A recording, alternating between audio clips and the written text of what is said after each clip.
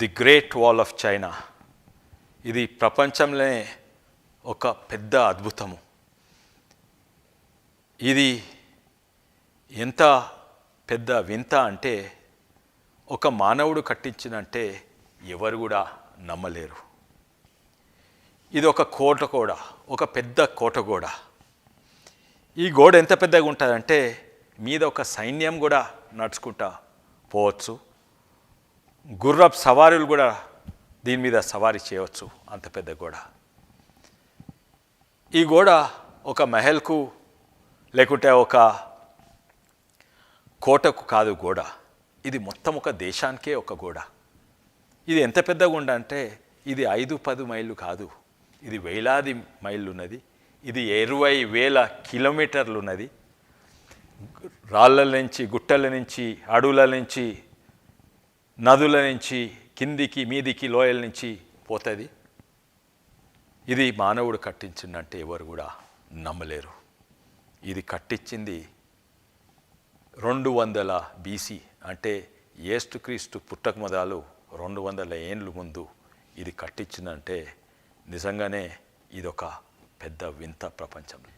ఈ great wall of China శత్రువుల నుంచి రక్షణ కొరకు కట్టించింది, మొత్తం దేశానికి కట్టించిండు.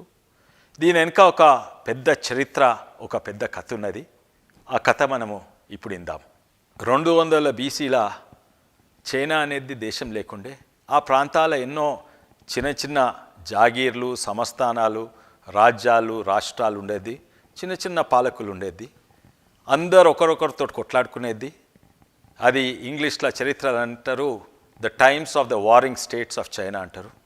ఈ వారింగ్ స్టేట్స్ సమయాన ఆ ప్రాంతంలో కిన్ అనే ఒక చిన్న సంస్థాన రాజు చనిపోతే ఆయన కొడుకు యంగ్ జిన్ రాజు అవుతాడు.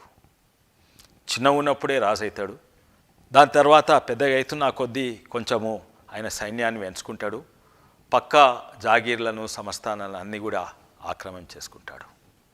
ఆ సమయంలో కిన్ కాక పెద్ద రాష్ట్రాలు, పెద్ద రాజులు కేవలం 6 ఉండేది. ఒకరి తర్వాత ఒకరి 6 మీద దాడి చేసి వాళ్ళ జాగీర్లను, ఆస్తులను కూడా ఆక్రమించుకుంటాడు.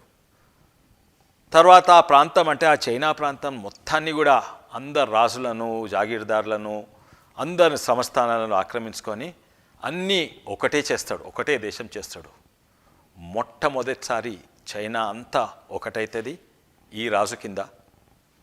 కానీ చైనా అంత ఒకటైతే ఇది రాజ్యం కాదు, ఇంకొక సామ్రాజ్యం తయారు చేస్తాడు. అయితే మొట్టమొదలు చైనాను ఒక దేశం, ఒక సామ్రాజ్యం చేసింది యింగ్ జెన్నే. చైనా అనే పేరు కూడా ఆయన వల్లనే వచ్చింది. ఎందుకంటే యింగ్ జెన్ కిన్ అనే రాజ్యం, చిన్న రాజ్యం వెళ్తుండే. ఆయన మొత్తం అన్నిటిని ఆక్రమించి ఒక పెద్ద సామ్రాజ్యం చేసిండ్రు. యిన్ అంటే చైనాలో చిన్ అని ప్రొనౌన్స్ చేస్తారు, దాన్నే చైనా అయిపోయింది.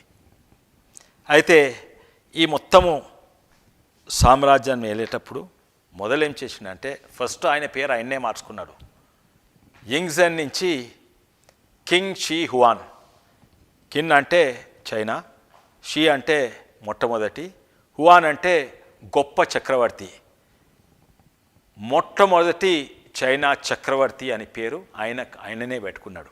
కింగ్ షీ హాన్ ఈ సామ్రాజ్యాన్ని పాలించడం మొదలుపెట్టంగానే మొట్టమొదలు ఏం చేసిందంటే ఈ పెద్ద సామ్రాజ్యాన్ని 6 ప్రాంతాలను చేసిండు.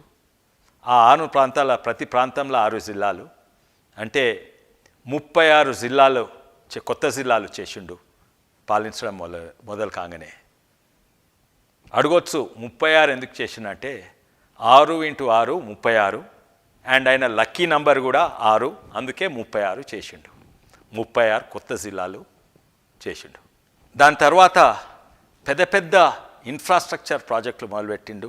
సాగునీరు కొరకు, ఇరిగేషన్, ట్రాన్స్పోర్టేషన్ కొరకు పెద్ద పెద్ద ఇన్ఫ్రాస్ట్రక్చర్ ప్రాజెక్టులు మొదలుపెట్టిండు. ఒక 2 పెద్ద నదులు కెనాళ్ళ ద్వారా కలిపేసిండు. యాంగ్సీ నది పర్ల్ రివర్ డెల్టాల లీ అనే నదిని కెనాళ్ళ ద్వారా కలిపేసిండు. ఆ జమానాల బీసీల 200 ఏండ్లు ఏస్తుక్రీస్తు పుట్టక మొదలు. దాని తర్వాత ఆయన the great wall of China కట్టడం మొదలుపెట్టిండు. ఆయన కేవలము 27 ఏండ్లు ఉండే అప్పుడు. ఈ గ్రేట్ వాల్ ఆఫ్ చైనా అంటే ఇది ఎంత పెద్ద ప్రాజెక్ట్ అంటే దీన్ని వేలాది కోట్ల నిధులు కావాలి.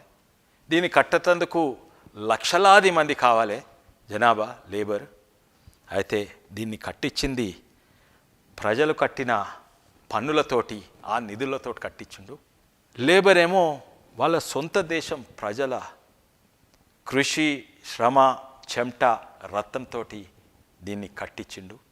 ఇటువంటి ఇష్టం వచ్చిన ప్రాజెక్టులు మొదలుపెట్టి ఆర్థికంగా ఒక ధనవంతమైన సామ్రాజ్యము ఆర్థికంగా కూలిపోయింది.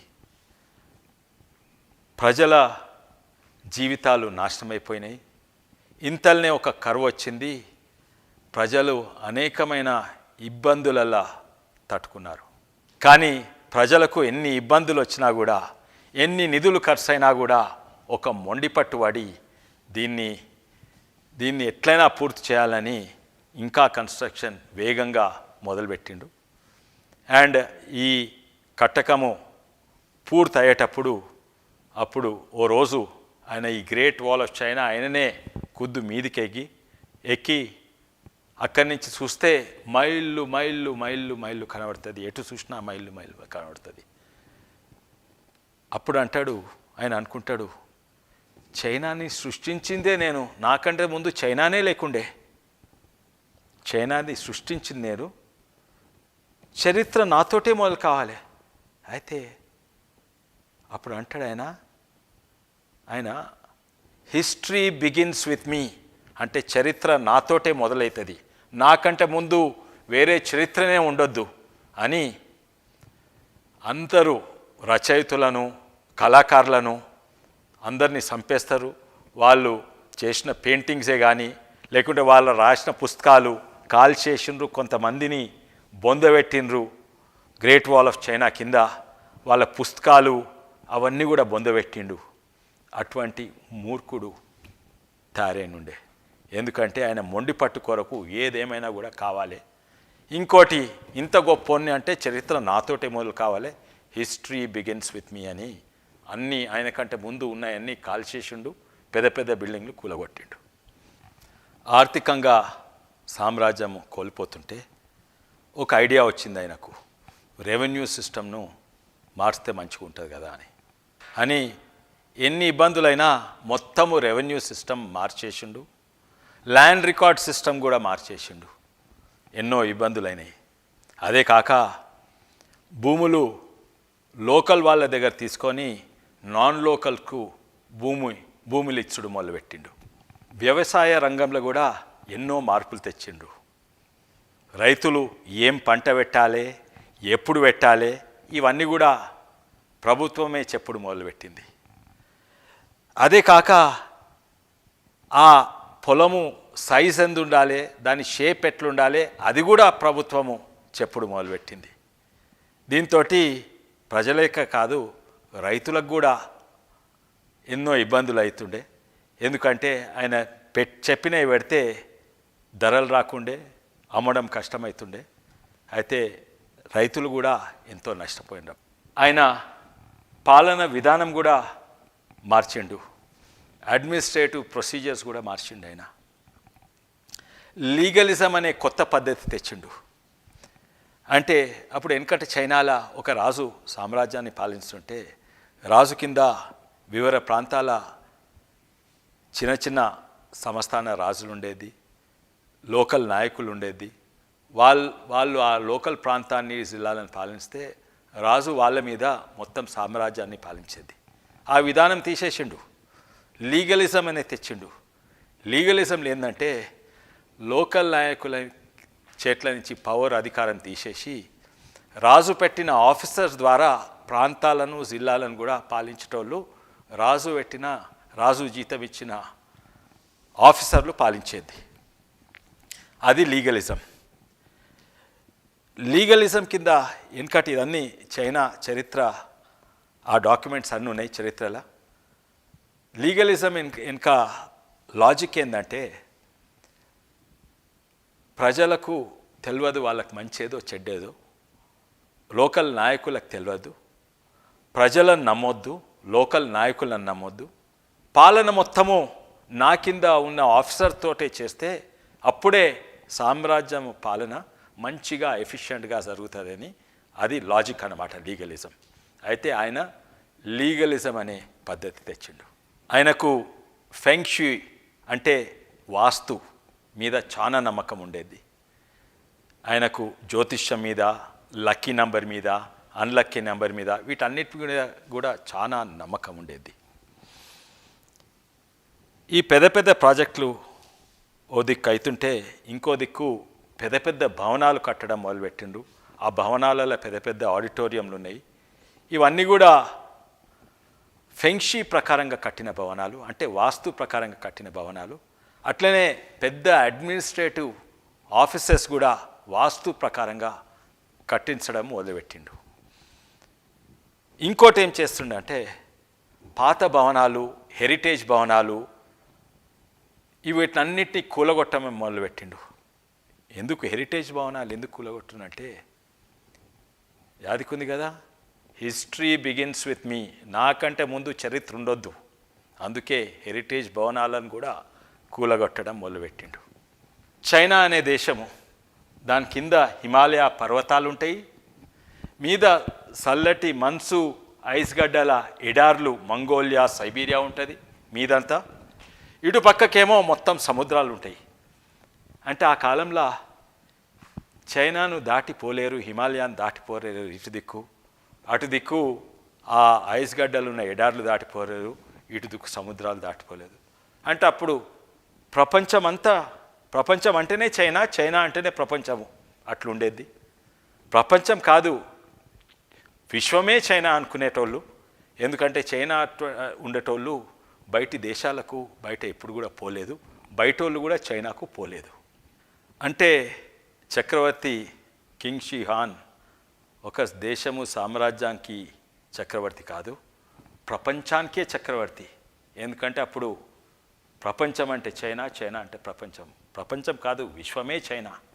అయితే మొత్తం విశ్వానికి ఆయన చక్రవర్తి. ఆయనకు అడ్డు అందరినీ ఆక్రమించుకున్నాడు. ఆయనకి అడ్డు ఎవడు ప్రపంచంలోనే విశ్వంలోనే ఎవరు లేకుండా పోయినరు. ఆయన ఎవరిని కలిసే అవసరం లేకుంటే ప్రజలను కలుసుడు బంద్ చేసిండు. ఆయన సొంత మంత్రులను, నాయకులను, లోకల్ లీడర్ను అది కూడా కలుసుడు బంద్ చేసిండు. ఆయన పాలించేదంటే కేవలం కొంతమంది ఇన్నర్ సర్కిల్ వాళ్ళనే కలిసేది. అది కూడా రాజధానిలో ఉండు కూడా బంద్ చేసిండు. రాజధాని బయట ఒక భవనాల ఉండడం మొదలుపెట్టిండు. ఇట్లనే పాలన మొదలైంది. ఎందుకంటే ఆయనకు అవసరం లేకుండే, వేరే వాళ్ళని కలిసే అవసరం లేకుండే.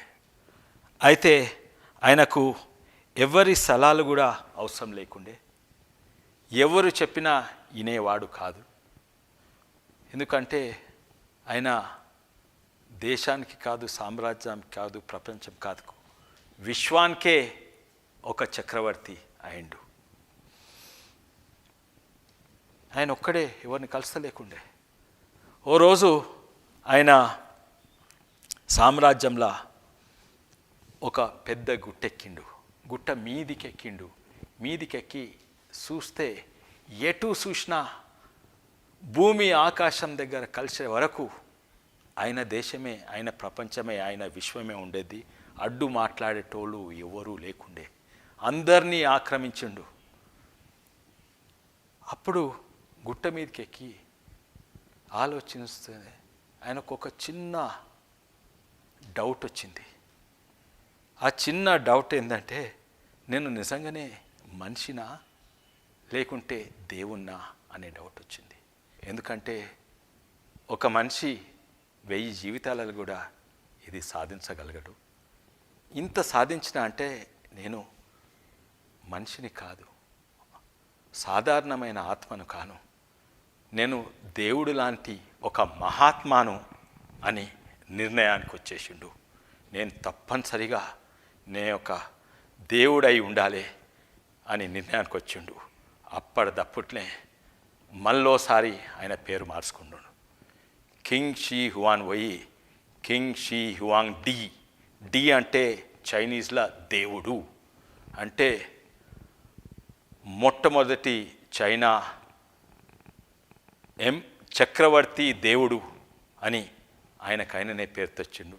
అప్పటి సంధి తను దేవుడు అనే నమ్మకం మొదలైంది.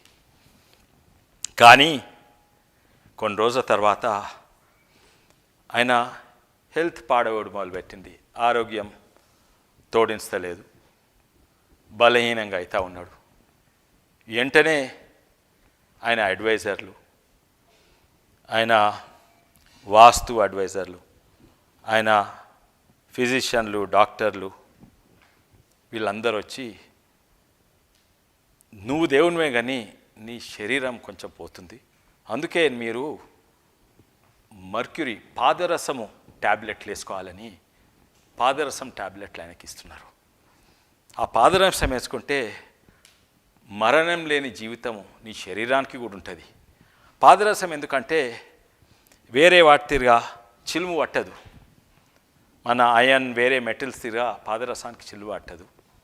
అది ఎట్లయితే చిలుము పట్టకుండా ఎల్లకాలం పాదరసం తిరిగా ఉంటుందో అట్లనే ఈయన కూడా మనిషి ఒక దేవుని తిరిగానే ఉంటాడని ఆ పాదరసం టాబ్లెట్లు ఇచ్చుడు మొదలెట్టిండ్రు. కానీ ఈరోజు సైన్స్ ప్రకారంగా మనందరికీ తెలుసు, ఆ పాదరసం నిజంగానే అది పాయిజన్. ఆ పాదరసం తీసుకుంటే మనిషి ఆరోగ్యం ఇంకా ఖరాబ్ అవుతుంది. నిజంగానే ఇంకా ఖరాబ్ అవ్వడం మొదలుపెట్టింది. అప్పుడు ఆయన అడ్వైజర్లకు, ఆయన వాస్తుశిల్పులకు, ఆయన జ్యోతిష్యులకు, ఆయన డాక్టర్లకు ఏం చేయాలనో తెలియక ఇంకో కొత్త ఐడియా వచ్చింది. మీరు నిజంగానే దేవుడు, దాంట్లో అనుమానమే లేదు, తప్పనిసరిగా మీరు సాక్షాత్ దేవునివే, కానీ మీ శరీరం ఇట్లున్నది, అందుకే మీకు సావులేని సమాధి ఒకటి కట్టియాలి. అది ఓ బ్రహ్మాండమైన సమాధి. ఆ సమాధి కోటే మీకు సావు ఉండదు. కానీ మీకెట్లయితే ఇప్పుడు సెక్యూరిటీ గార్డ్స్, కాన్వాయ్స్ ఇవన్నీ ఉన్నాయో పెద్ద పెద్ద, ఎందుకంటే ఆయన టూర్కు దీనికి పోతే పెద్ద కాన్వాయ్లు, కిలోమీటర్ల కాన్వాయ్లు ఉండేది జీవితంలో ఉన్నప్పుడు. మీరు సమాధిలో పోయినప్పుడు కూడా మీకు సెక్యూరిటీ గార్డ్స్ ఉండాలని 10,000 మంది సైనికులను, టెరికోటా సైనికులు అంటే ఆయన తోటి సమాధులు ఉండాలని వాళ్ళని కూడా అందులో పొందబెట్టిండ్రు. ఈ సమాధి ఎంత పెద్దగా ఉన్నా అంటే ఇది 500 ఎకరాలు. మన ఈజిప్ట్ పిరమిడ్లు పెద్దగా అంటుంటే ఇవి 1000 పిరమిడ్లు ఎంత పెద్దగా ఉంటాయో ఈయన సమాధి అంత పెద్దగా ఉంది. ఇవి కేవలం 20 ఏళ్ళ కిందనే ఈ సమాధులు ఆర్కియాలజిస్ట్ కనిపెట్టిండ్రు.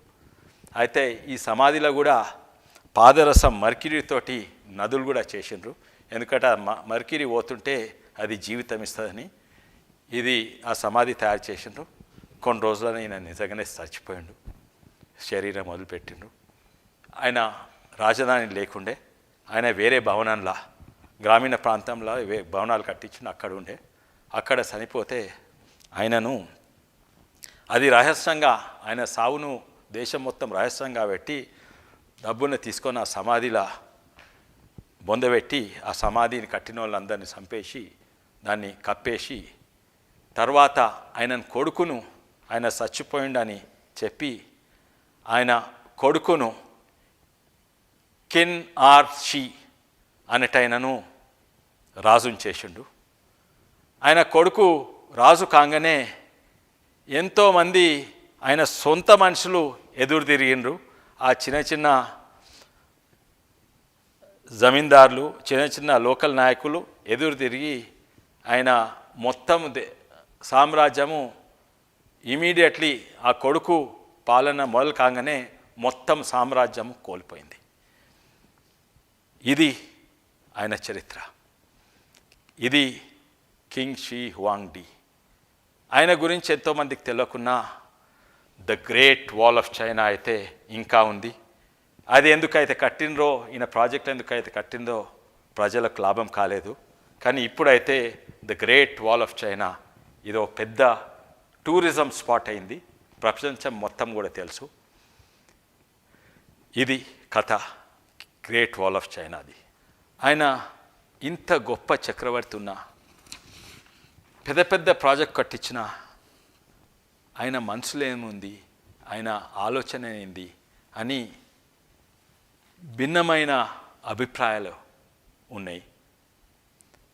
ఆయన దగ్గర ఉన్నోళ్ళు, ఆయనకి ఇష్టం ఉన్నోళ్ళు అనేది ఈయన ఒక గొప్ప చక్రవర్తి అనేది. కానీ అప్పటి ప్రజలు వాళ్ళు అనుకునేది ఈయనకు క్రూరమైన ఆలోచనలు ఉన్నాయి, ఈయన దుర్మార్గుడు అని ప్రజలు ఎంతోమంది అనుకునేటోళ్ళు. ఈయన గురించి ఒక హిస్టారియన్, చరిత్రకారుడు, చైనా హిస్టోరియన్ సైమా క్విన్ అని ఇట్లా రాసిండు ఇంగ్లీష్లో. ఆయన he is someone who in difficulty is ready to fall at feet and when is in power without mercy he will eat your life. అంటే ఆయన ఇబ్బందులు ఉన్నప్పుడు ఆయన కాళ్ళ మీద కూడా పడతాడు, కానీ ఆయన అధికారం చేతులకు వస్తే ప్రజలను ఒక రాక్షసుని తీరుగా తినేస్తాడు అని అన్నారు. కానీ ఈ కథ నేను ఈరోజు ఎందుకు చెప్తున్నా అంటే ఆయన బర్త్డే, ఆయన జన్మదినము February 18th 259 BC. ఇదే రోజు అంటే February 18th ఆయన జన్మదినం. నమస్కారం.